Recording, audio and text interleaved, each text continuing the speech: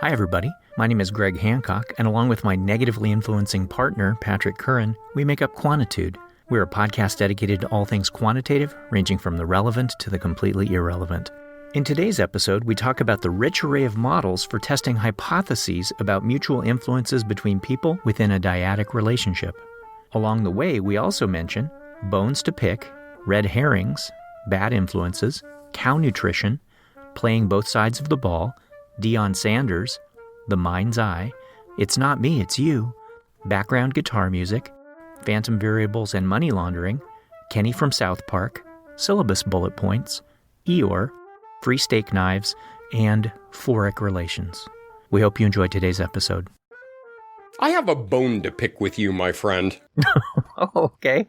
I don't even know what that means, by the way. You don't know I have a bone to pick with you? No, I know what the phrase means, but literally, I don't know what it means, a bone to... Go ahead, just bring your bone. I'm sorry. Okay. I don't know. I like the etymology of these things, right? Like, I actually looked up once red herring, as I said, oh, it's just a red herring. And somebody was like, what does that mean? And I said, oh, taking your attention away. And they said, yeah, but what does it mean? And I went and looked it up. And have you ever looked up red herring? It's actually very cool. People would drag a dead fish across their trail to throw off the hounds that were following them. And so to say it's a red herring means that you're trying to take away from the main point. I like that. Not unlike what you're doing right now. When I open with, I have a bone to pick with you, and you turn to etymology. You picked up on that. I have a bone to pick with you because you got me in trouble at dinner last night. Yeah, just sigh all you want. Go ahead. What this time? We're having dinner, and on occasion, Andrea will listen to the podcast. Oh, that's nice. It is nice. And she looked up at one point and said, "You are such a bad influence on Greg." Exactly. Don't exactly me.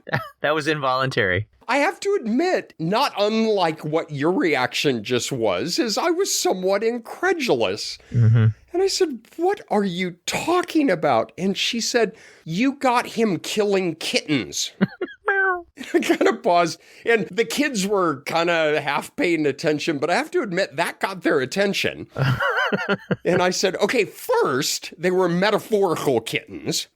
And second, I had nothing to do with that. For those listeners who are unfamiliar with the joke, it is not a Likert scale, it is a Likert scale because it's named after the guy Likert. So it's a Likert scale. And at one point, Greg made the joke that every time you say Likert, a kitten dies. Mm-hmm.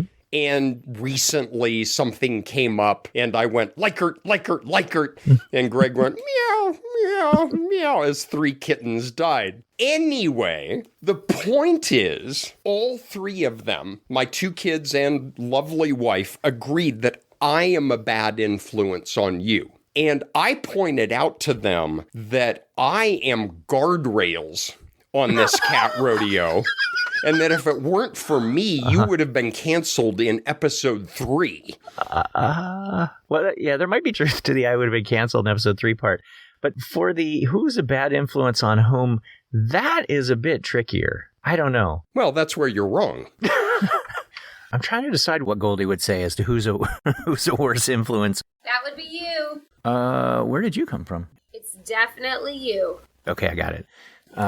To be clear, it's definitely you. You are the worst influence. Okay, I got it. Thank you. Hi, Patrick. Hey, Goldie, thank you for that. I appreciate it. Bye. Okay, bye. It's definitely you. Okay, got it. The, was she listening the whole time?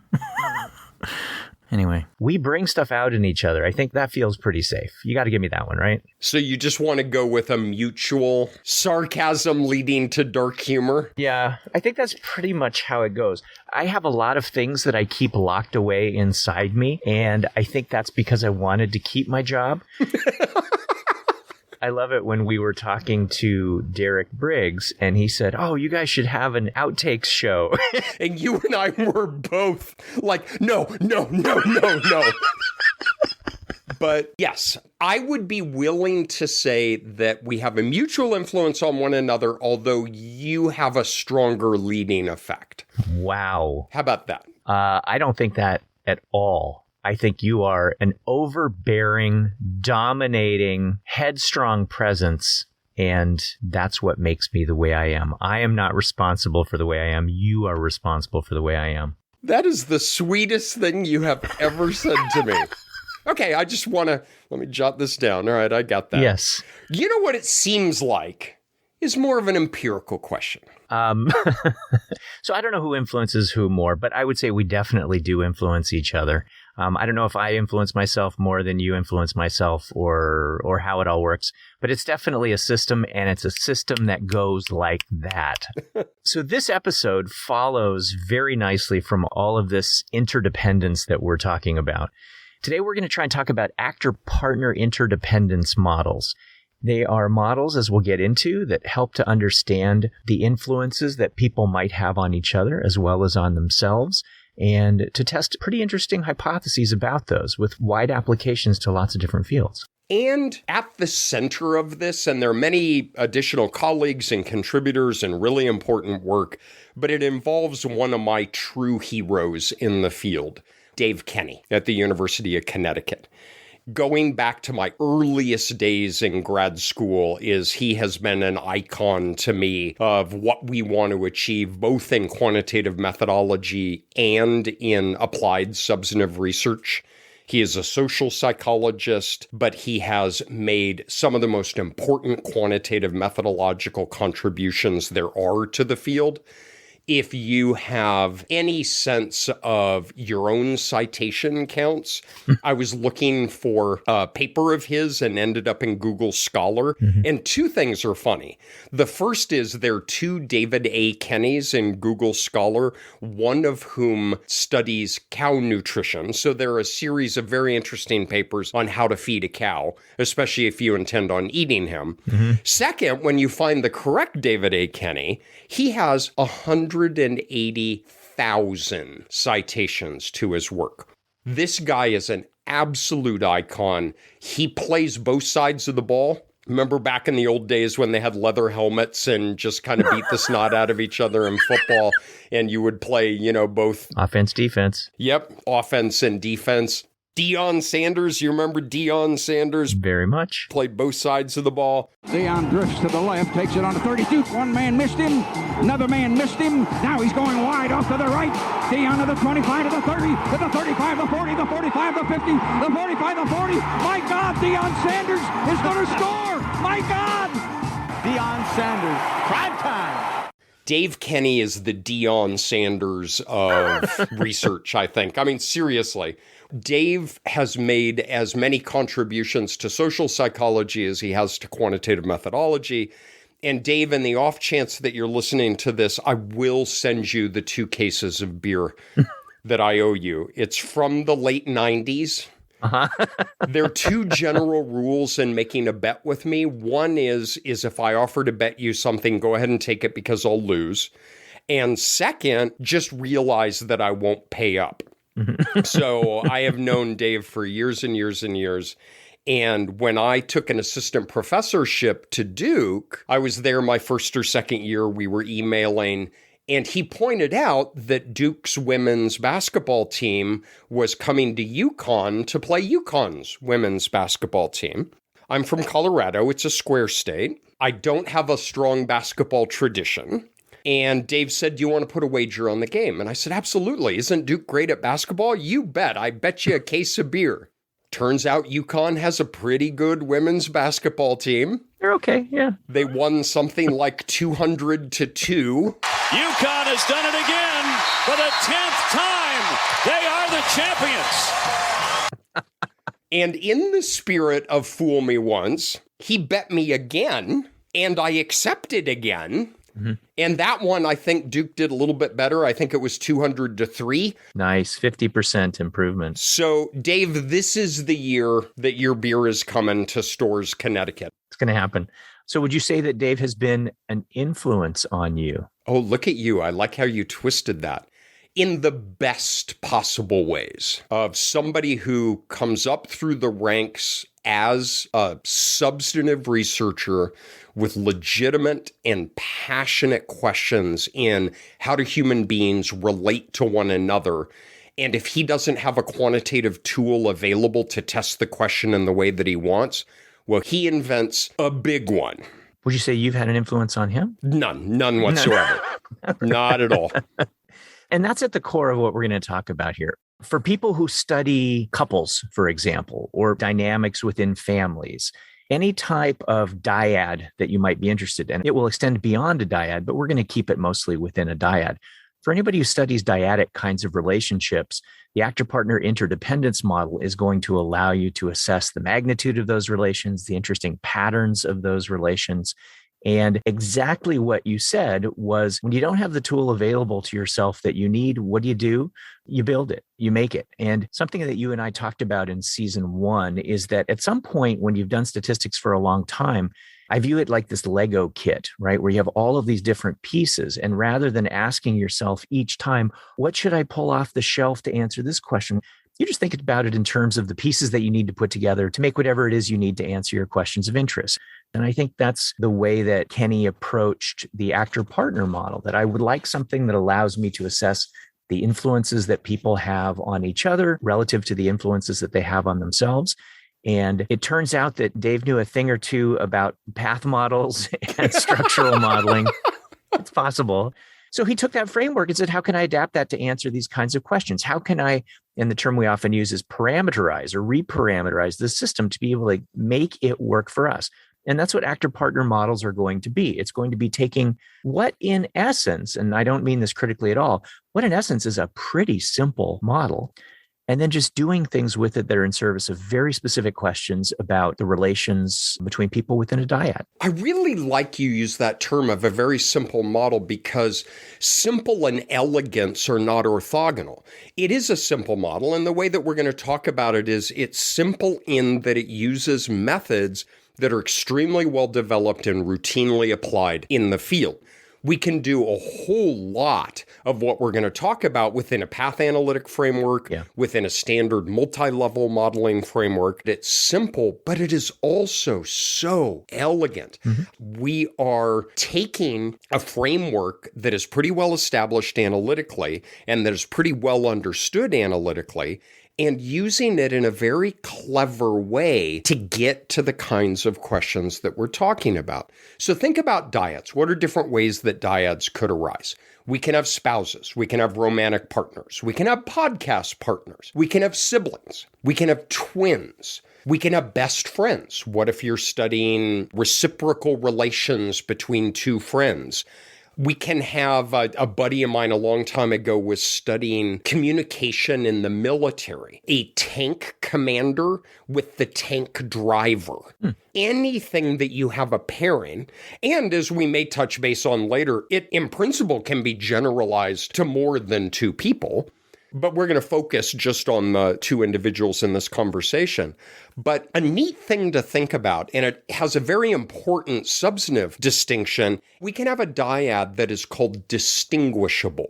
So that is, there's member 1 and member 2, and something sets them apart. So say it's a heterosexual couple, one is a male and one is a female. Say that you're studying siblings, one is the older sibling and one is the younger sibling. But say that you were studying, I mean, we're just doing it as a gag, and you and me, we're indistinguishable.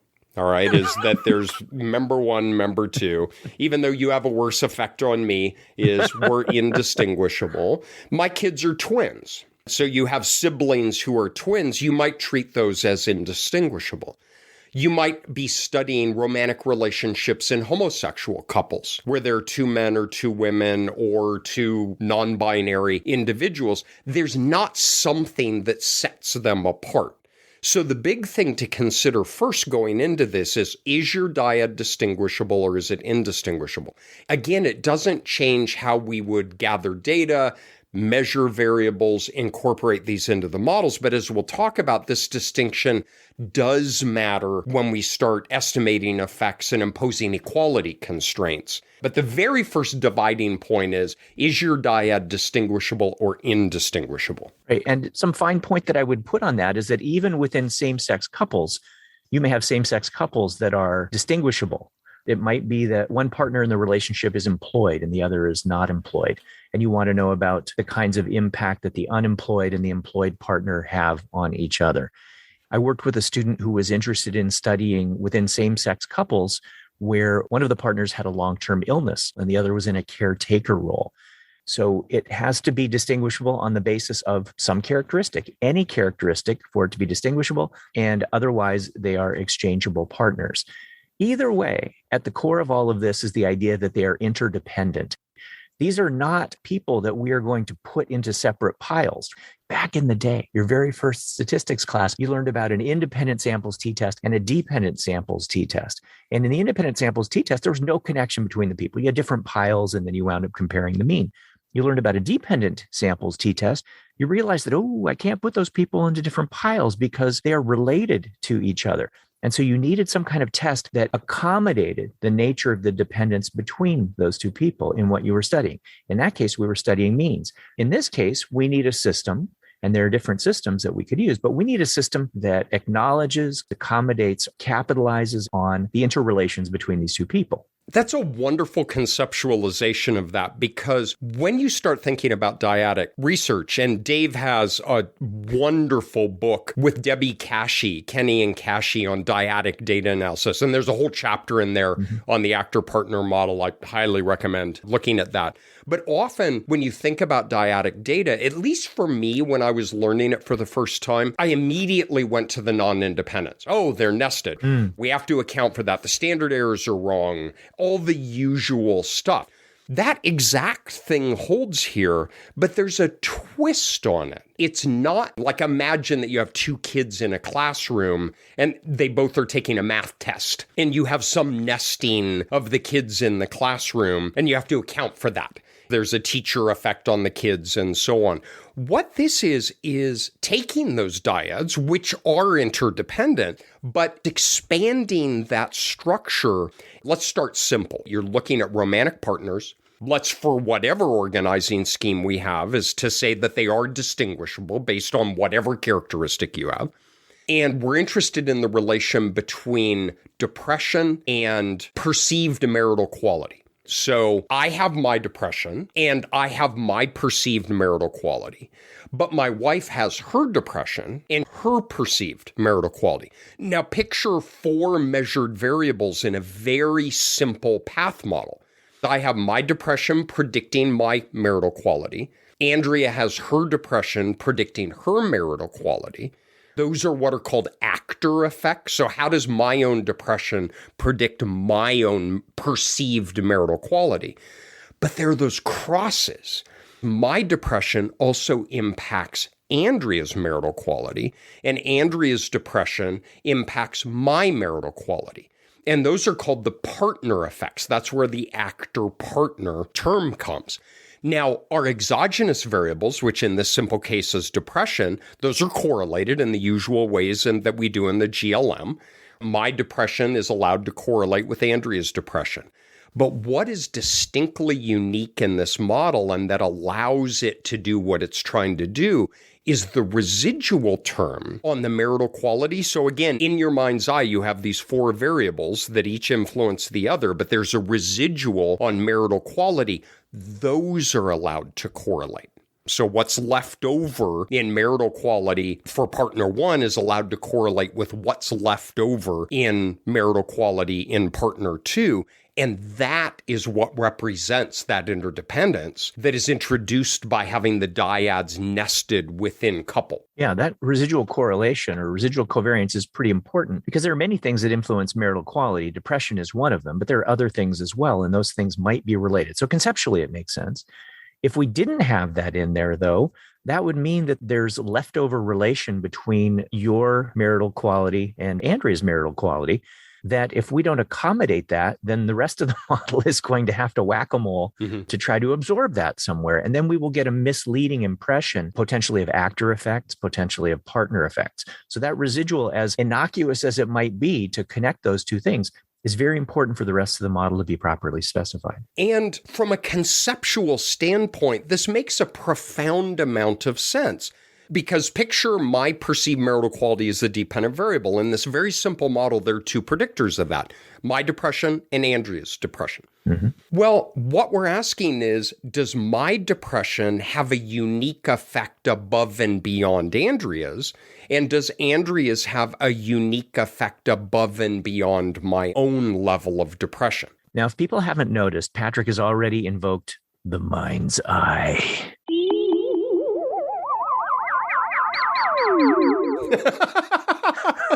I just can't help myself, can I? I know. And I got to tell you, I'm still envisioning a red herring. Seriously, tell me, if you're listening right now and you're driving in heavy traffic, tell me you're not picturing a red herring. So one of the reasons that the mind's eye is so especially important in what we're talking about right now is that you and I are going to talk about actor-partner interdependence models, specifically within the structural equation modeling context, or for starters anyway, a measured variable path modeling context. And that requires a certain amount of visualization. Although you can do it with a bunch of equations, I completely think in that space in terms of pictures. So the picture that Patrick is asking you to conceive of only has 4 variables. It has 2 variables on the left, the exogenous variables. In this case, it was depression. 2 variables on the right. In this case, it is perceived marital quality. And then a bunch of things are connected to each other. So we need you to hold that picture in your mind because we're going to work from that. Now, these types of models can be addressed and have been addressed in a multi-level modeling framework. And in fact, I think some of their roots came from the multi-level modeling perspective, but I think they've really taken more hold within a structural equation modeling framework. You're exactly right, unless you have a higher order of nesting. If the couples are independent, the SEM is a very general framework for working with those. But imagine you're doing a treatment study on couple intervention, marital therapy, and you had couples that were nested within therapist, and you had multiple therapists. Well, the MLM is very nicely suited for that in ways that we won't get into here. But if we assume that the dyads themselves are independent from one another, the SEM is really well suited for doing the kinds of things that we want to do here. Oh my gosh, yeah. And you and I will allude, I think, to some of the expansions beyond this little 4-variable path model. But even beyond that, dealing with things like missing data to incorporate auxiliary variables, multiple group models, mixture models. There's so much potential here to expand the model within this framework. And I think that's one of the reasons that it has taken hold in SEM. That's exactly right. And one of the things that's nice, and again, for this particular model we're talking about, is they're isomorphic with the MLM. So don't get the thought that like SEM is better and MLM is not. It all depends on what you're trying to achieve. But one of the things that we can start to build out with this model are equality constraints. So we only have 4 regression parameters, right? Partner 1's depression on marital quality, partner 2 on marital quality in the cross. But it's really interesting, first, because when you get your head around even this foundational model, then it's very straightforward to build out to mediation, to moderation, to repeated measures. We'll talk about these in a little bit. But second, there are subtypes of models that Dave and his colleagues talk about. We will put these in the show notes. There are a whole number of really nice papers on this. Dave Kenny, Debbie Cashy, Thomas Lederman. There's a Shiny app that's available online where you can incorporate a text file and online establish what these relations are. We'll put a link into that on the show notes. It's really remarkable, the resources out there that exist that describe in very pedagogical ways how you do this, how you apply this with your own data. So, for example, putting different combinations of equality constraints on these regression parameters leads to different kinds of conclusions that you would draw about the structural nature of the relationship within each dyad. That's exactly right. And let's just talk about what some of the potential models are and what kind of information we can tease out. Now, before I do that, though, I want to make one thing clear, and that is that when we talk about path models historically, and I mean way back in history, were really thought about in terms of the standardized magnitudes of the connections here. We're talking about the unstandardized paths almost all the time here. When we want to know the effect of depression on perceived marital quality, we are doing it in the metric of those variables. As you know, when we standardize things using the standard deviations of the variables at both ends of a particular arrow. And the problem with doing so is that if, for example, the male partner in the relationships have different standard deviations than the female partners in relationships, then you're standardizing those paths using additional information beyond the effect that an exogenous variable has on an endogenous variable. So when we talk about comparing these paths, we are almost exclusively operating in an unstandardized world. And it's a new way of thinking, because one of the reasons we are often so focused on standardized is picture, again, super simple 2-predictor, 1-outcome regression. In non-dyadic traditional independent regression, our 2 predictors are different. Mm-hmm. We have socioeconomic status and reading ability and whatever. They're different metrics. They're different measures. They're different scales. Right. And we say, well, how on earth do we compare these? Hey, I got an idea. Let's rip the scale out and we'll just do it on standard deviation units. But what is so cool about these models is our 2 predictors are the same scale, just reported on by different people. I filled out a depression inventory and Andrea filled out a depression inventory. I filled out a perceived marital quality scale and Andrea filled out a perceived marital quality scale. And we can compare those raw coefficients because they're on the same scale. That's right. So what are the models that we run and what questions do they answer? Well, for starters, the model that we've already described can be thought of as a saturated model, some kind of base model. And if it's the case that the exogenous variables are allowed to covary, which they are, partner's depression, for example, it would be expected to be related. If there is those actor paths from Patrick's depression to Patrick's perceived marital quality, Andrea's depression to Andrea's perceived marital quality, those are the actor effects. And then we get the partner effects that crisscross. And then we have the residual covariance between the errors associated with perceived marital quality. That's a saturated model. That has 0 degrees of freedom. It will fit perfectly. 4 dyads that are distinguishable. The baseline model, if they're indistinguishable, actually has a few restrictions on it, because who is 1 and 2 doesn't matter. Mm-hmm. And so the baseline model for an indistinguishable pair actually already has equality constraints on it. That is exactly right. And I am really glad that you brought that up, because in my head, I keep thinking about distinguishable partner kinds of models. But when you have those interchangeable partners, then who is partner 1 and who is partner 2 is arbitrary. So that means that when we talk about partner 1's actor effect or partner 2's actor effect, there's no reason to think that partner 1 and partner 2 are different because their original assignment was arbitrary. So in that model, the actor effects would be constrained right out of the gate.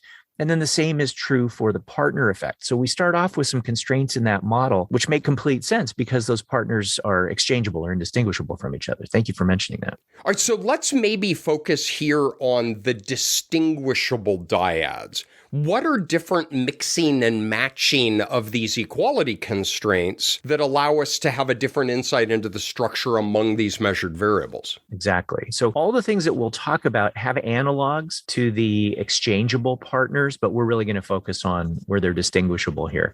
Now, there are different ways that people proceed from this baseline model. One is a model comparison approach. And a typical way to do this would involve running a bunch of models that represent different kinds of things. So for starters, imagine what we could call an actor-only model. An actor-only model is where you influence yourself, Andrea influences herself, but you all don't have any influence on each other. So there is none of that crisscrossing that's going on in the middle of the model. Because of the absence of those 2 parameter effects, literally we're constraining those to 0, then this model gains 2 degrees of freedom. It's more parsimonious, but it's also a very restrictive view of the world. So one question is, would your data be well suited to be described by only having actor effects where no one has any influence on each other? So it's sort of the, it's not you, it's me kind of model. Go, sweetie. It's not me. It's you. That's my favorite model. Is there a version of that? There is a version of that. That would be the partner-only model. So it's not me, it's you, is the next model that we could run. So now instead of imagining an actor-only model, imagine a partner-only model where Patrick has no influence on himself and Andrea has no influence on herself. They really just are influenced by each other, and it's beautiful. And I hear guitars in the background. I don't hear guitars. I just feel good that it's not my fault. That's right. You are completely determined by someone else. So in a partner model, we have neither of the actor effects. We only have the crisscrossy partner effect. This model also, because we are constraining to zero the actor effects, this model is going to have 2 degrees of freedom. Maybe it fits really well, or maybe it fits horribly. My guess is it probably fits horribly. And I say that because I think in many people's experience, one of the biggest predictors of a person is that person, but maybe not. So we have a saturated model, which we know how it fits. It fits perfectly. And then we have 2 constrained versions of the model. And we could just, for starters, run those and make a choice among those models. Now, the actor-only model and the partner-only model can't fit better in a statistical sense, but they cannot fit statistically significantly worse. And if we take into account something like information criteria, it might actually just be a more parsimonious representation of what's going on. So for starters, those are the easiest models right out of the gate. Talk to me, though, about the other ones, because I find those really interesting. Now, there are different flavors of this type of model as well that involve constraints, but not constraints to zero. Instead, they would involve equality constraints. So we could run a model, Patrick, where you are equally influenced by both yourself and Andrea. And literally, we could constrain your actor path and the partner path coming into you to be equal. Which we could do because it's on the same scale. That's what's so exciting. Exactly right. So a 1-unit change in depression for either of you would be precipitating the same amount of change in perceived marital equality for you. So we could have those paths constrained. And then we could have Andrea's paths constrained as well, the path from herself and the path from you. That would be called a couple-oriented model. And just like the other models, we have gained 2 degrees of freedom by zeroing things out. Here we gain 2 degrees of freedom by constraining 2 paths that were free to be identical and constraining 2 other paths that were free to be identical. So this is a couple-oriented model and another potentially parsimonious explanation of what's going on in this particular system. I love that because certainly in some regression settings, we would have 2 predictors on the same scale that we might be tempted to do that. But I don't know if in a standard regression model, I've ever equated 2 regression parameters for 2 different predictors because it's just never made any sense. Yeah. And this one, it is exactly what you're trying to do. I love that. Yeah, and this framework lends itself really well to being able to do that. Another model that I might mention is something called a contrast pattern. And there are different ways to think about it. In the couple-oriented model, the paths coming into your outcome from both you and Andrea were constrained to be the same. That means that they're also the same sign, so that if your depression has a negative effect on your perceived marital equality, then Andrea's does as well. But what if it's the case that you two have opposite effects, such that Andrea's influence on you, if it's positive, your influence on you is negative, and vice versa? This type of model is sometimes called a contrast model. It's one where partners almost compensate for each other. So we can also impose a constraint on the corresponding paths coming into you, and we can impose a constraint on the corresponding paths coming into Andrea, but they would actually be paths of opposite sign. So the question is whether or not the same effect but opposite in sign holds. That's called a contrast model. Remember, we have 4 measured variables. That's it. All right, so everything that Greg has talked about is with 4 measured variables. We can take ratios of parameters, and it involves a phantom variable. I love phantom variables. David Rinskoff back in the 80s was the first to describe phantom variables. Oh man, they are cool. They're like a money laundering scheme in the Cayman Islands. They kind of exist, but they don't kind of exist. And the only reason they exist is so that you can do something that at least at the time you weren't able to otherwise. The at least at the time is really an important part of that story, because if someone wanted to impose a constraint on a model, not a simple constraint like an equality constraint, but imagine they wanted to do something like this path is the squared version of that other path. You're like, oh my gosh, how do I do that? It's 1984. What am I supposed to do with this? And Dave Rinskoff came up with very clever ways of introducing variables that weren't actually variables that are more like factors than anything else, latent variables that had no indicator variables associated with them, that had no variability associated with them, but they could be inserted, for example, in between 2 variables. If I have a path from an X to a Y, I could break that path up into 2 parts by imagining there's a little factor in between X and Y. So I have a path that goes into that little factor, a phantom variable, and then I have a path from the phantom variable going into y. I could do constraints on those two pieces relative to other things. And he came up with a very clever way to introduce this in a variety of places within a model to be able to make the modeling framework a lot more flexible than it was, again, back in the day. Now we have software packages that are much more flexible with regard to nonlinear constraints, the creation of additional parameters, all kinds of stuff. There's still places for phantom factors to be used for sure, but a lot of those things can be done with nonlinear constraints. And you're literally creating a new parameter in the model. Mm-hmm. So Dave has a wonderful paper with Thomas Lederman, 2010, Journal of Family Psychology. They talk about this new parameter that they call K in honor of Larry Kurdek, who was an early titan in dyadic research.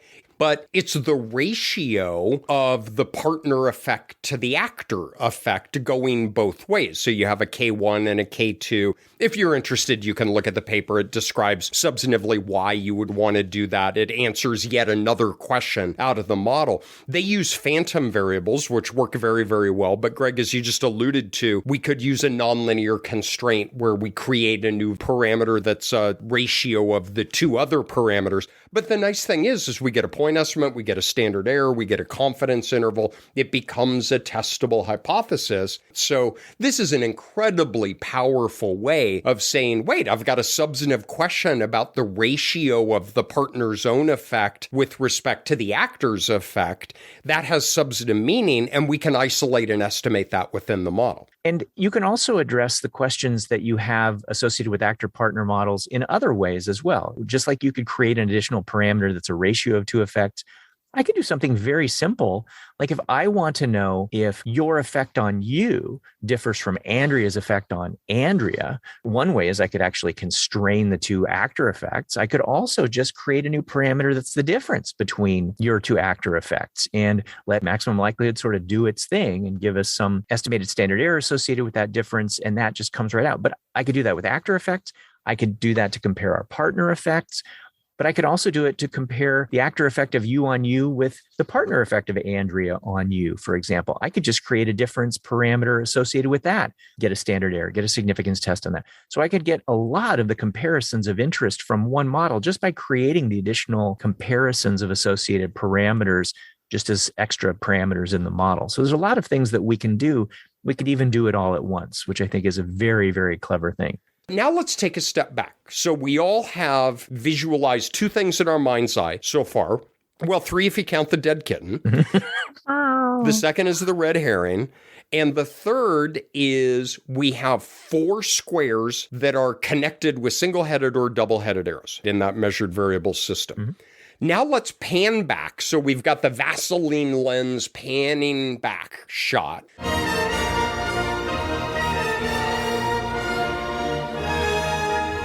Which is, okay, we're living in the SEM, so that gives us access to all the goodies of the SEM, meaning mediation, meaning latent factors, meaning all these interesting things you alluded to earlier on.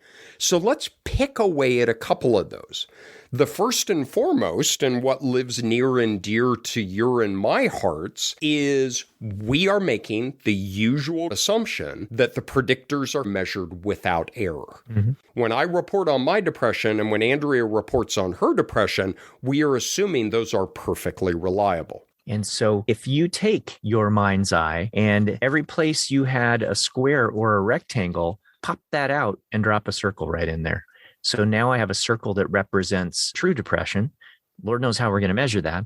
Please hold. And then you have a circle for perceived marital quality, which represents a true perceived marital quality. So now we got four circles connected to each other. But of course, we can't just analyze four circles. We need evidence of each of those four circles.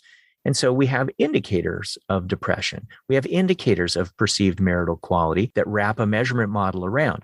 The focus of this is still going to be the crisscrossing among those four central elements. It's just that now those four central elements are latent, and that helps to give us disattenuated estimates of the relations that we really cared about all along. All right, so now we have, instead of four squares, we have four circles. Coolio. What about mediators? Ooh. Dave has a passing familiarity with mediation. He has one paper with over 100,000 citations. Yeah, whatever. I don't know the answer to this question, but I wonder if he might gladly get rid of those 100,000 citations by not having Barron and Kenny, only because the poor guy has had to answer so many questions over the years. So many questions that he set up a website for it. And again, we'll put this link on as well. Dave has a wonderful webpage. Yeah. Oh my gosh. He has PowerPoint slide decks. He has webinar kind of things that you can do, every possible thing. And you know what my favorite part of his website is? What? Not that there are more resources there than any 10 faculty combined. I mean, it's an absolute remarkable resource for all of us.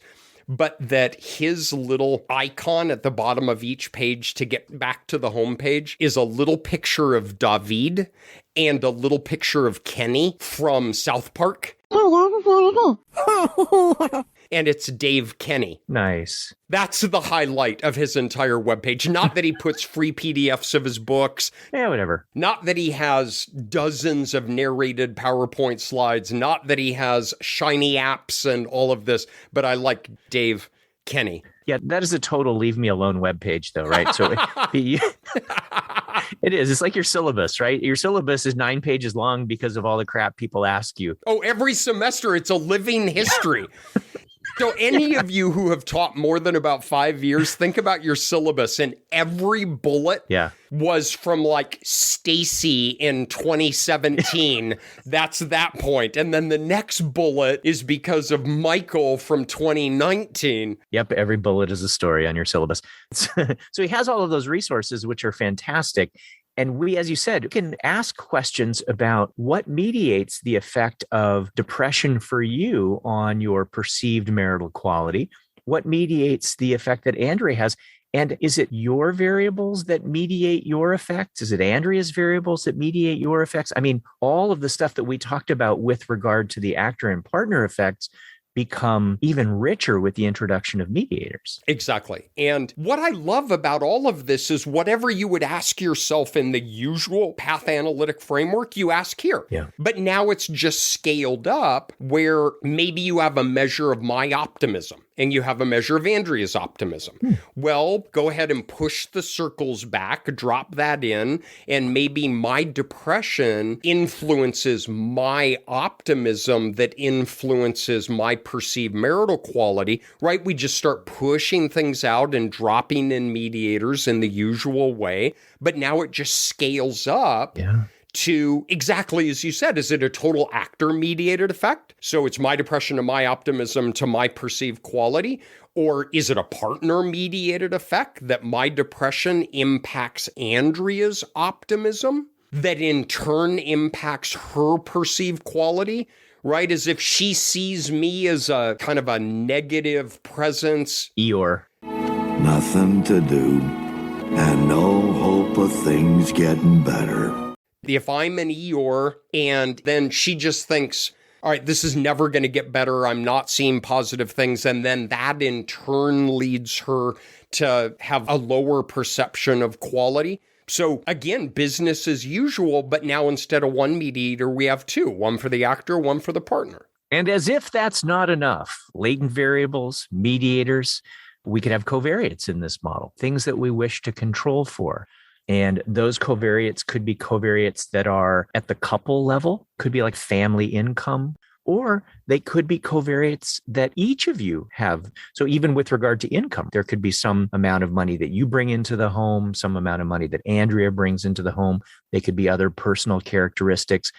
So we could be controlling for those at both levels. But wait. Don't say yes yet. There's more. We haven't even gotten to the free set of steak knives. This whole set of high-quality steak knives is for you, and they're free. There are several really nice papers that then take those covariates and say, well, what if there's moderation? Oh, my gosh. So Dave also has a passing experience with moderation. Maybe your covariate is number of years married. Mm-hmm. Have you been married 1 year, 5 year, 10 year, 20 years? And maybe say, well, some of these processes interact with how many years you have been married. So that for older, more established couples, that in some way modulates the magnitude of the effects. But you could also have maybe the effect of my depression in some way is a function of Andrea's depression. You can have a moderation between the two predictors themselves. Again, what's good in your regular kind of modeling, all the things that you would think about, the mediators, the moderators, it plays out here as well. But here it's just that much more exciting because you have two of everything. It's so rich, right? Even at the very first example that you had, where the number of years that you have been married, maybe that is a moderator of the effect of your depression on perceived marital quality, but maybe it is less so for the other person. And you can test whether or not that's the case. Is the magnitude of that moderation different across members of the dyad? So we've got latent variables, we've got moderators, we've got mediators, we've got covariates. Do I get my steak knives yet? What would I do with the passage of time? Right? Because everything we've talked about just for fun and puzzling through the different corners of the room has all been cross-sectional. Yeah. But if you want to say, well, wait, is depression influencing marital quality, or is marital quality influencing depression, or is there a reciprocal relation between the two? Okay, no worries. Fill up your coffee, get comfy, and start moving to our entire stable of longitudinal methods that we have. And it is quite a stable, right? There we can talk about growth type models, change score models. I'm a big fan of the work that you have done on the latent growth models with structured residuals. And I think that would play out really nicely here. So as this model stretches out across time, the questions you can ask are just so rich. Are the actor or partner effects more prominent earlier on or later on, right? You can have all kinds of incredible questions. So just recently, you and I had a paper together where we talked about the whiteboard problem of co-development, two things changing over time. And we puzzled through multivariate growth model and an autoregressive model and a latent curve with structured residuals. And all of it was, how do we link two constructs together as they unfold over time? And the core of that entire discussion that you and I had, and many, many other people have contributed to this in super important ways, is the same person with two different constructs: depression and anxiety, reading and math ability, alcohol use and aggression. Everything that we talked about, the two constructs, were different measures for the same person. Dude, take that architecture and have one growth model for my depression and one growth model for your depression. And you can look at bivariate growth within the dyad of how does my depression unfold in relation to your depression. So it's exactly the same measure, exactly the same architecture, exactly the same everything, except instead of me with two constructs, it's the same construct on two individuals within a dyad. And then stretch that out. Right now, this is getting really challenging. But stretch that out where you have repeated measures of depression and repeated measures of perceived marital quality across husband and wife. The thing is we have the statistical architecture to do that. We just need the richness of the data to support the estimation of those increasingly complicated models. Yeah, very, very exciting, right? We didn't even talk about having multiple groups or having mixtures. There's just so many overlays for this. And it all started with that little 4 measured variable path model. That Dave first hit the ball into play. He had a substantive question and he said, hey guys, look, if you do this, that'll allow us to test this particular question. And this entire field has developed out of that. And again, not minimizing anyone else's contributions. Dave has worked closely with a whole variety of colleagues. And we will put these papers on the webpage. We will put a link to the Shiny app. We will put a link to Dave's homepage so you can see the little image. I don't know if any of you watch South Park, but the standard line of, they killed Kenny. I laugh every single time. Oh my God! They killed Kenny! You bastards! But just, again, I'm sorry to belabor, but in your mind's eye as you're sitting there, picture almost any path model, latent variable model, multivariate growth model as you normally would, and then simply envision half of the measures coming from one person and half of the measures coming from the other, and think about your questions in sibling development, in peer influences on behavior, in romantic relationships, and then scale up as you literally can think about a pilot and a co-pilot in an aircraft. There's a big set of literature on how there have been some very famous airplane crashes where the co-pilot has noted a problem and the pilot has overridden them. And how do you develop where both the pilot and the co-pilot have equal voices in the safe operation of the aircraft? I mean, oh my gosh, it just kind of blows your mind in the different kinds of questions that we can ask and the different ways that we can design a study and gather measures to allow us to make these a priori testable hypotheses. Yeah. And so I hope for people who are out there who study these kinds of systems, these kinds of dyadic or even triadic or fouric. I'm sure that's it.